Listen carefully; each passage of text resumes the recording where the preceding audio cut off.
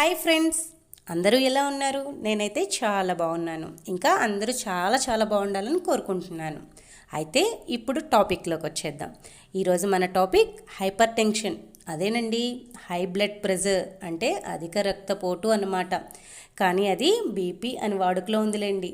అసలు ఈ high BP అంటే ఏంటి? ఈ హై బీపీ ఎవరెవరికి వస్తుంది? ఈ హై బీపీ ఉన్నవారికి ఏమేమి సూచనలు కనిపిస్తాయి? ఈ బీపీ వల్ల ఇంకా ఎలాంటి సమస్యలు వస్తాయి? ఈ హై బీపీ నివారించడానికి ఎలాంటి జాగ్రత్తలు తీసుకోవచ్చు, ఇంకా చికిత్స ఏం తీసుకోవచ్చు అనే దాని గురించి ఈ వీడియోలో తెలుసుకుందాం. ఇంకా మీరు నా ఛానల్ని సబ్స్క్రైబ్ చేసుకోకపోతే సబ్స్క్రైబ్ చేసుకోండి, లైక్ చేయండి, షేర్ చేయండి. ఓకే ఫ్రెండ్స్, మొదటిగా బీపీ అంటే ఏంటి? బీపీ అంటే బ్లడ్ ప్రెషర్. ఈ బ్లడ్ ప్రెషర్ అనేది ప్రతి ఒక్క మనిషిలోనూ ఉంటుంది.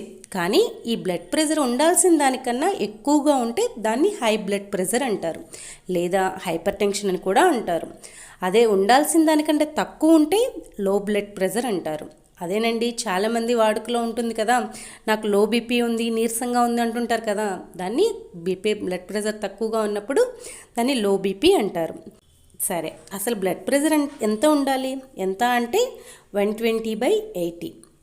దానికంటే ఎక్కువగా ఉంటే మనం ఇందాక అనుకున్నట్లు హై బ్లడ్ ప్రెషర్, తక్కువ ఉంటే లో బ్లడ్ ప్రెషర్. ఇక ఇప్పుడు హై బీపీ ఉన్నప్పుడు సిమ్టమ్స్ ఎలా ఉంటాయో చూద్దాం. మొదటగా తల తిరగటం, గుండె దడగా ఉండటం, గుండె కొట్టుకోవడం ఎక్కువగా అనిపించటం, మూర్ఛపోవటం, కళ్ళు తిరగటం, అధిక రక్తపోటు ఎక్కువగా ఉన్నట్లు అనిపించటం, అలసటగా ఉండడం అనేది అనిపించవచ్చు. ఇంకా ఈ హై బీపీ రావటానికి కారణాలేంటో చూద్దాం. ఉప్పు ఎక్కువగా తీసుకునే వాళ్ళు, అనగా రోజుకి 6 గ్రాముల కన్నా ఎక్కువగా తీసుకునే వాళ్ళలో ఈ బీపీ అనేది తొందరగా వస్తుంది.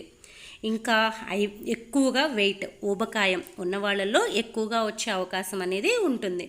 ఇంకా స్మోకింగ్ చేసే వాళ్ళకి, మద్యపానం సేవించే వాళ్ళకి, అధిక ఒత్తిడి, ఎక్కువగా స్ట్రెస్ ఫీల్ అవుతున్న వాళ్ళకి, ఇంకా ఆహారం అనేది ఎక్కువగా బయట ఫుడ్ తీసుకునే వాళ్ళకు కూడా బీపీ అనేది రావచ్చు.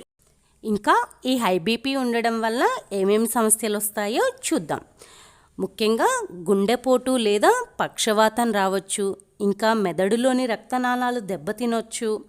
మూత్రపిండాలలోని రక్తనాళాలు బలహీనపడడం, వైఫల్యం చెందడం, ఇంకా జీవక్రియలో మార్పులు, కంటి రక్తనాళాలు బలహీనపడటం, చూపును కోల్పోవటం, ఇంకా జ్ఞాపక శక్తి మరియు అర్థం చేసుకోవడంలో ఇబ్బంది కలగవచ్చు. ఇలాంటి చాలా సమస్యలు అనేవి రావచ్చు. ఇంకా ఈ హై బీపీని నివారించడానికి మనం కొన్ని జాగ్రత్తలు అనేది తీసుకోవచ్చు. ముఖ్యంగా ఊబకాయం, హై వెయిట్ని తగ్గించుకుంటే కనుక మనం కొంతవరకు రక్తపోటుని నివారించవచ్చు. ఇంకా మద్యపానం, పొగాకుని మానేసేయడం ద్వారా కూడా నివారించవచ్చు. ఇంకా అధిక రక్తపోటు తగ్గించడానికి ఆహారం తీసుకునే పద్ధతి, అనగా మనం బయట ఫుడ్ తగ్గించేయాలి. ఉప్పుని చాలా తక్కువగా తీసుకోవడం ద్వారా కూడా మనం ఈ అధిక రక్తపోటు రాకుండా నివారించవచ్చు. ఈ అధిక రక్తపోటు వచ్చిన తర్వాత ఏమేం జాగ్రత్తలు తీసుకోవాలి? ముఖ్యంగా మెడిసిన్ అనేది టైం టు టైం తీసుకోవాలి. తర్వాత ఆరోగ్యం, ఎక్కువ కాయగూరలు, ఆకుకూరలు తీసుకోవడం ద్వారా కూడా మనలోని అధిక రక్తపోటుని తగ్గించవచ్చు. ఇంకా మెడిటేషన్ చేయడం ద్వారా కూడా మనలోని ప్రెషర్ని తగ్గించవచ్చు. ఇంకా రోజుకి అర్ధగంట వాకింగ్ చేయడం ద్వారా కూడా మనలోని ఒత్తిడిని, మానసిక ఒత్తిడిని, స్ట్రెస్ని తగ్గించవచ్చు.